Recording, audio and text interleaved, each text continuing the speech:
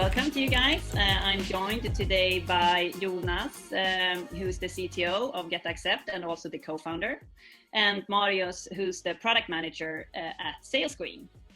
Do you guys just shortly want to say something more about yourself before we start? Who you are, your background, or something like that? Do you want to start, Marius? Yeah, sure. So I have a background in computer science. I took a major was specialized in artificial intelligence. Mm-hmm. And joined the company very early on. It was actually the start of the third year in the school we started the company. Okay, so you've been around since the start. Yeah. Okay. So that's 2014, right? Correct. And the role you have, can you tell us a bit about that? Yeah, so I've had a few different roles throughout the years. Started as a developer, and I also had the commercial officer position for a few years, but now I'm on the product side. Okay. So I more or less work a bit more on the strategic side these days, on like what we should prioritize and the roadmaps, and more like that. Cool. Yeah. And what about you, Jonas? What's your the short story, the short version background? The short version, yeah. So I'm CTO at GetAccept, and I've been I'm co-founder as well. So I've been doing SaaS software for maybe the last 17, 18 years. I usually say as long as SaaS has been around, at least in Europe, that it's been used. So I started in software. I've been studying industrial design, but I early on realized that this with software is great because I like scaling fast and not waiting for production lines. So I got into software early, but never really. I'm self-taught when it comes to the coding part. So I learned coding after working with developers and realized that I didn't share the same vision as they did with the products. So started working at the startup during my studies, and actually, I'm a typical university dropout. So I never got my major. I just realized after 2 years that I will learn much more by working. Yeah. So I joined a small startup, learned that. After a few years, I started my first startup, which was a sales tool as well. We sold that company. Then together with Matthias, my other co-founder now, we founded GetAccept after figuring out what to do on our new venture. That's about it. Yeah, I'm also interested in AI and computer vision, but that's more on the side, more of a hobby project. I'm doing that. So building robots, autonomous boats, and cars on the side. Small project. Yes, small project. I hear that once in a while on LinkedIn. People, they're like, "Wow, I'm really impressed with your autonomous boat here," and that's a hobby project. So, I guess you have to do it as a hobby to really, dig into these technologies. Yeah. So this is kind of what we call behind the scenes episode. We're going to talk about product development and coding, which is what you guys obviously do. So the first question that I have, when did you guys realize that you loved product development? And I mean, obviously you touched a bit upon it already, and coding, and that this was your path in life.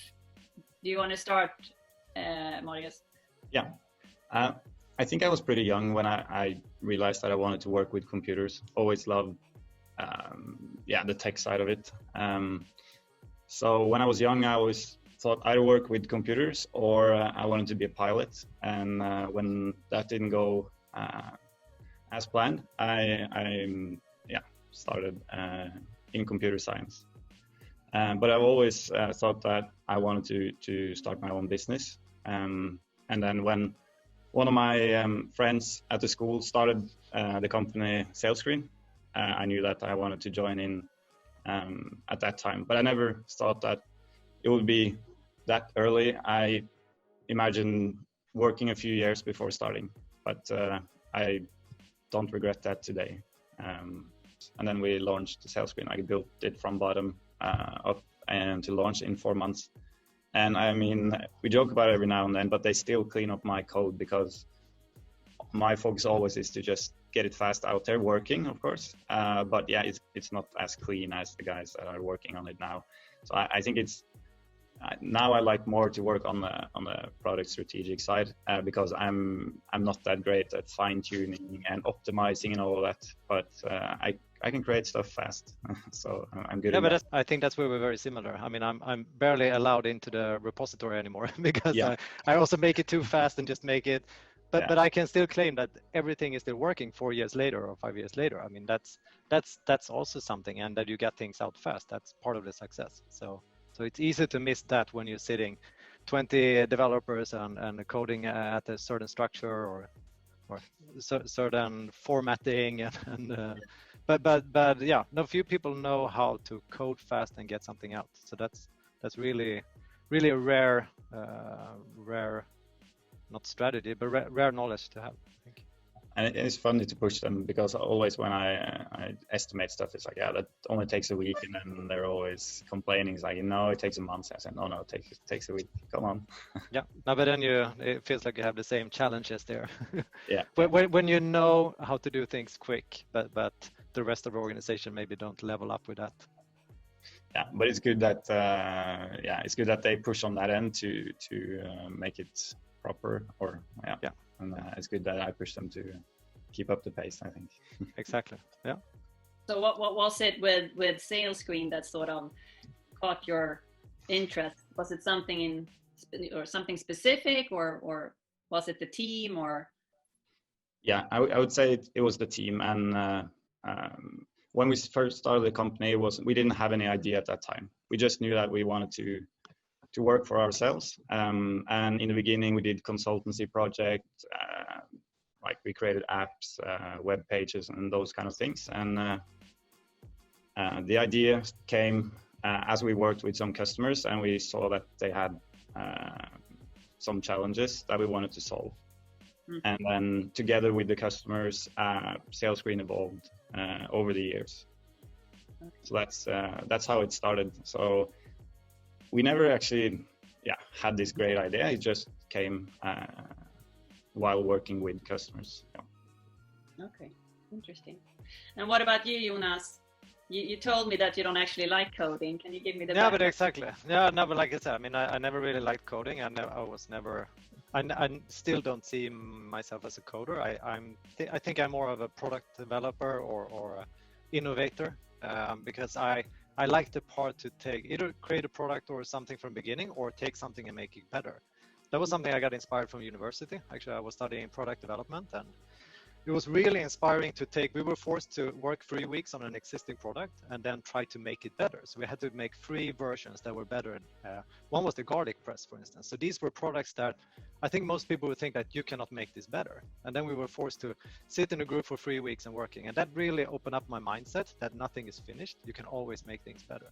So after that, I was completely destroyed in the head. I was looking at everything around in the world, wherever I went, and I was looking at the product and thinking, you can make this better by doing this, or this fever thermometer you can make better by changing the shape, or things like that. So I think that was the big thing I got from university, really, to look at things differently and never think that something is finalized or ready. You can always make things better.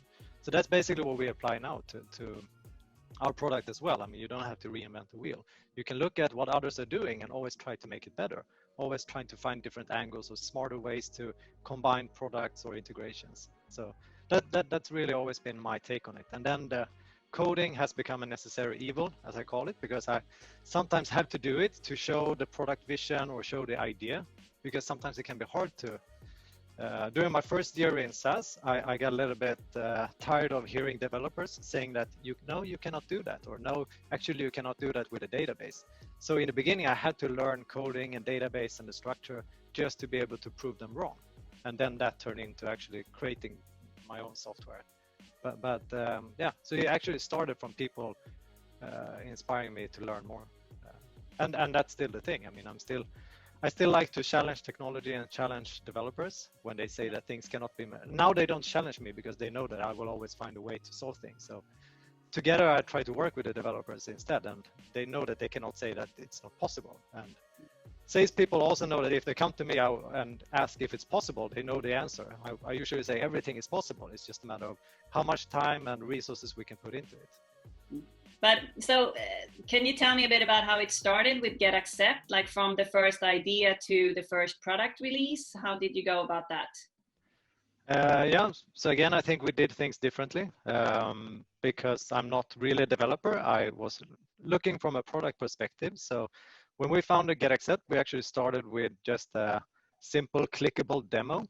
We even went to Las Vegas for a fair, like a trade show, with just a simple clickable demo to show investors and potential customers. That was a great way for us to try out the product before even developing it. So we could make a clickable demo, we could try out the demo workflow, and then we went back on, collected a lot of feedback, and then started to working on the product, developing backend.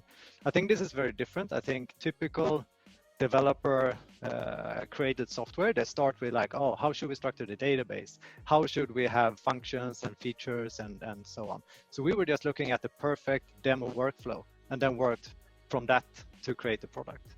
So it was a very different and interesting approach to create the product. And that's how we started back in 2015. Mm. And what about you, Marius? You said that you were sort of developing, or you didn't know even what to develop in the first place, and then you sort of the product grow with the customer demand and so on. But did you have any, I mean, what was your first product idea? So what we saw, this was a few years back, it was this company that was sending a lot of text messages, SMS, out to their employees, informing about, for example, a new sale. And so initially we actually started a weekend project. We would like to test out this new technology at that time. It was called push notifications. So we started as a weekend project. We created an app where you could send out messages through this app instead of using SMS. And at that time, it was actually a cost to send SMS. And we thought that we could replace that for them. And so they were saving on that end, and they could pay us instead. And since it was a mobile application, you can also put more content into the messages. So we started including like data and a few graphs and stuff like that. And from there it evolved. So it was definitely, it didn't end as a weekend project. We're still working with it. So, but we worked very closely with them and saw what their needs were. And then we thought that other companies probably has similar problems or challenges, and then we added a few more customers, and then we worked very closely with them in about a year or so. And what actually the product ended up being, it wasn't the initial what it was built for initially. So we took a decision to scrap that whole project and build it up from bottom again, with the need of, like, it's basically what SalesScreen is today. And when was that, would you say? That was in 2015. We launched in March 2015. Okay.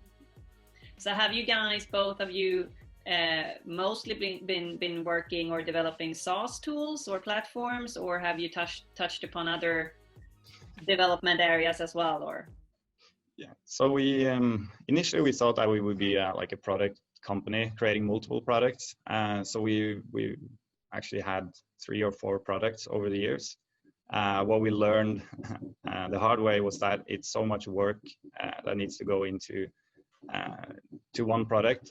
So we basically decided to only focus on SalesScreen for now and leave the others. They are still functioning and we still have some customers there, but all our resources goes into one product now. They might come alive later on, or? Yeah, that could be. But yeah, it's like a never-ending thing. You always want things to improve, and yeah, it just takes your full focus.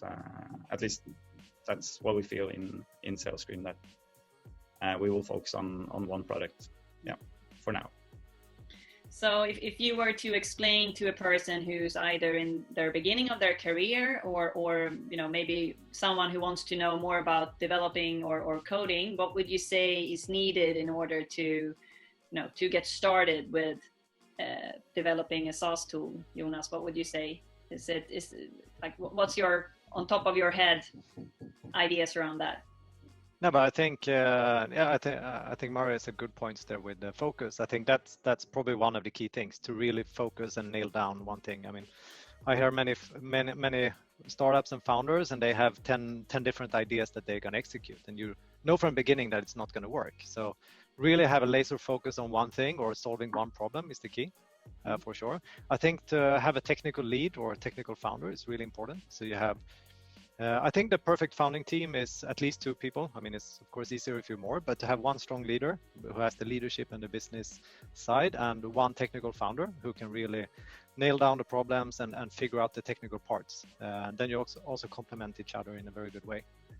So I would say that's probably the best things. And then just be ready to really spend a lot of time in the beginning and use the time wisely. I mean, we did that especially the first year. We really worked, 16, 18 hours, 6 days a week, really hard. And we still had 3 of the 4 founders in GetAccept have families with 2 kids. So that's when you also realize that you really have to spend the time wisely. I mean, we completely shut out social media, TV, drinking, partying, and these things that could be distraction. So I think and few people are ready to do that kind of,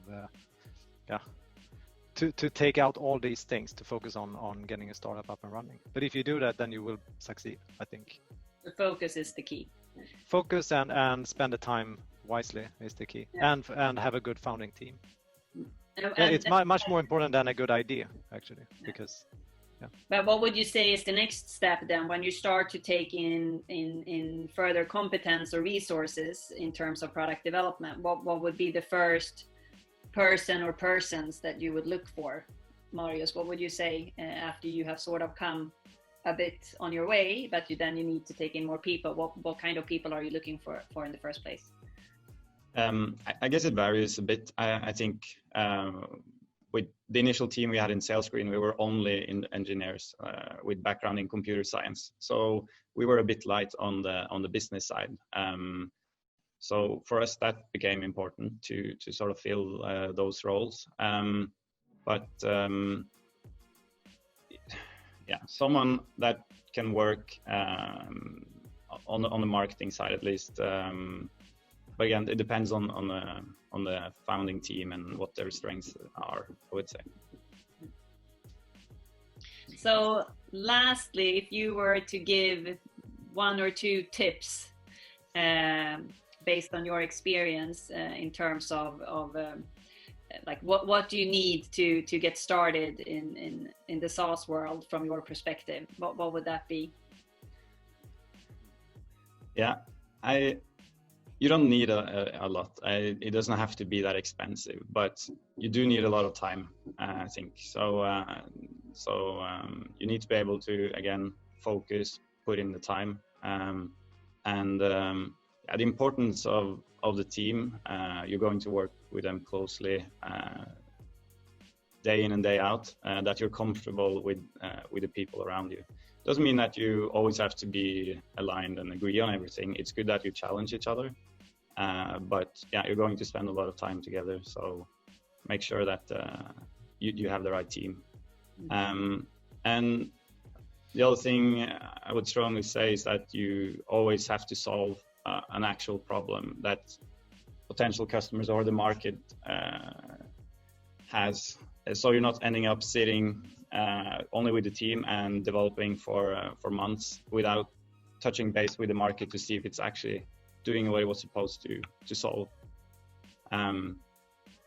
So I would find some customers or pilots that you can work closely together, and so that you don't end up being in your own bubble. Constant feedback. Yeah, constant feedback, back and forth, and don't be afraid you're going to make a lot of mistakes. So just get used to failing and making mistakes, but of course evolve from that and reiterate. Shouldn't be too scared to release something or put it out there in the market. The longer you wait, the harder it is. So continuously pushing things out, trying it, and going back, improve it, and then continue continue in short cycles. At least that's my good tips. What would you say, Jonas? What's your best tips? Yeah, they say great minds think alike. No, but I think you have some very good points there. I completely agree with all of them. But I think it's important, I mean, outside of these great tips, I think it's also good to, if you're passionate about the problem you're solving, so passionate about sales, if you're going to make a sales tool, or passionate about, I don't know, vehicles or communication or transportation, if you're going to solve a problem there. I think that's key, because then you end up using your spare time to read up on more that has to do with that topic. So I think that's really important and you're going to spend most of your awake time on this topic or problem that you're going to solve. So it's important that you're really excited, waking up and are excited about solving this problem or coding on a solution. I think that's, otherwise I think we covered most of the great tips about. So it's focus, it's time, it's team, and be able interest to or being passionate about it. Passion is a good word. Yeah, I couldn't agree more. Time, team, and focus, laser focus. Yeah, and have fun. Yeah. And have fun. It usually comes together with a great team and the passion, then you will have fun along the way. But it's really important to laugh and have fun in the beginning, because you work so hard. So if you cannot do that, then you have to at least find something that is fun in the beginning that you can implement into the business you're starting. Yeah. Also, I love to go out there and see like the product in use with the customers in person.